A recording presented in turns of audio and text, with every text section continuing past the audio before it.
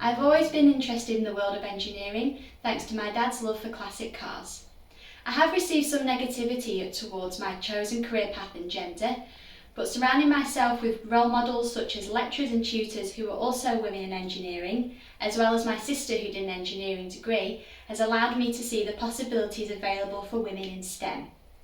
I'm currently working towards my Chartered Engineer status with the IMechE, which Baxi is supporting me with, as well as promoting STEM in schools. I think it's definitely fair to say that if you asked 18-year-old me if this is the industry that I would have built a career in, I would have laughed. But here we are, and I honestly couldn't imagine it any other way. It would be wrong for me to say that it hasn't come without challenges, as it most certainly has. Not only because it's a fast-paced, demanding industry to work in, that we all know, but because being a woman in a very male-oriented business comes with separate challenges entirely. Over the 2 years I've been with Baxi, I've built some great working relationships with my colleagues and customers, and we've built a mutual level of respect. And in these close relationships, I'm treated fairly and equally.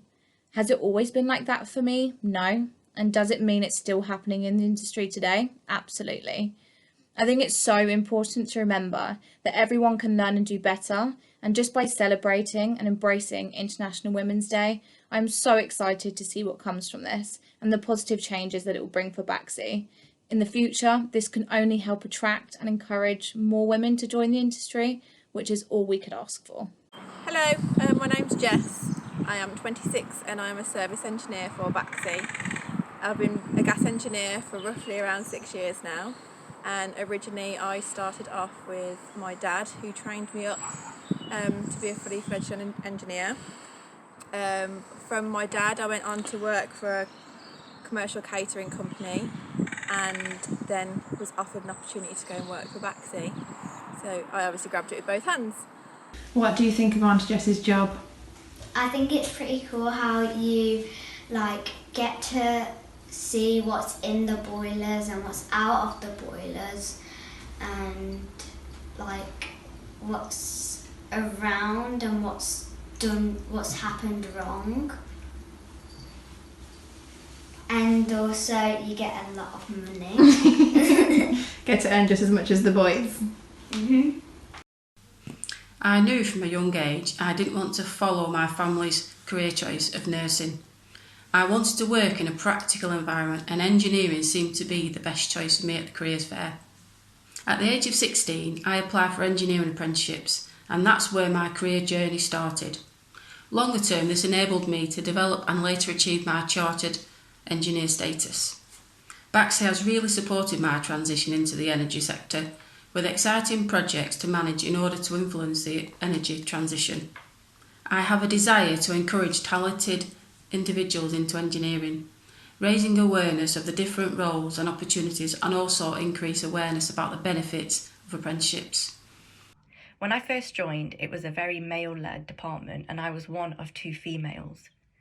Over time, I have seen the number of females tripling. At first, I did face challenges with certain roles and tasks, but this really pushed me to achieve more and strive further.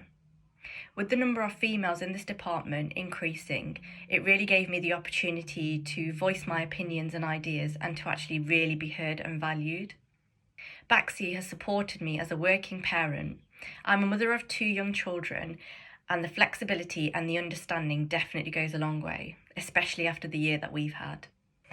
It's great to see a female CEO, and I'm excited about the future of Baxi from an equality perspective and the fresh ideas that Karen will bring. What did your mummy do? She's a project manager that tells people what to do. I didn't set out to become a project manager. It kind of happened by chance, really. I started my career as a chef and didn't really enjoy that, so decided to get an office job, and I started temping in what was a spares call centre, and developed my career from then. And I was lucky at one point to work with a man called Malcolm Shaler, who was a project manager and inspired me to want to become a project manager too. And not only did he inspire me, he helped and mentored me and pushed me forward and really sort of supported me to develop. And what does Mummy do? You fixed boilers on the phone. I fixed boilers on the phone. Working within a very male-dominated industry, particularly when I was on the triage team, it was very interesting to hear the reaction of some of our male customers who would get a female voice on the end of the phone, giving them instructions on how to get their boiler up and running again without the need for an engineer to visit. Needless to say, if the troubleshooting was successful, they were very grateful, and I like to think this probably went some way to dispel the myth that women aren't too good with mechanical objects. Having a Portuguese accent hasn't made it easier in addition to being a female, when some customers or colleagues second-guess something I'd said or done. Always had to work extra hard to prove my worth and to establish a good reputation in the company. It's heartbreaking being away from my family in such difficult times. However, I feel blessed that despite such traumatic time, family ties have gone stronger. Work has played a part in it. Allowing flexibility such as working from home has taken a worry off my shoulders. At this moment in time when change is inevitable, it's vital that we all find an inner balance to face life and day-to-day challenges. I feel prepared to deal with those, and I thank my family and colleagues for the support they provide me. If you ask me what my hopes for the future are, I would say that hopefully some of the lessons we've learned from these extraordinary times become the new norm, such as appreciating the little things in life, having a healthy work-life balance to allow job satisfaction, and most importantly, treasuring the people that are important to us and who make a difference day in, day out.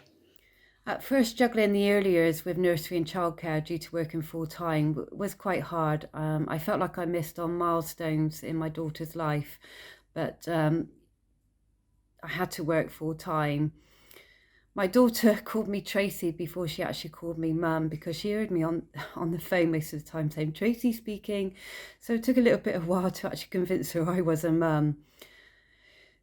Childcare was like sometimes organising a military operation, especially if you had to stay away, because I do have quite a large patch or for conferences and certain meetings.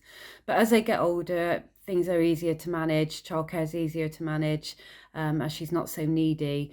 So being a mum is still my main role. Working from home, it's quite challenging at the moment because I'm mum, teacher, and a specification manager. So things are quite hard juggling, and I'm sure I can join many mums actually agreeing it's very challenging at times, but it's also rewarding. Got to try and take the positives out of this.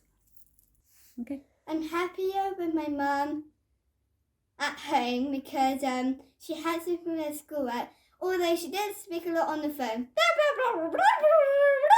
Is that what I'm like?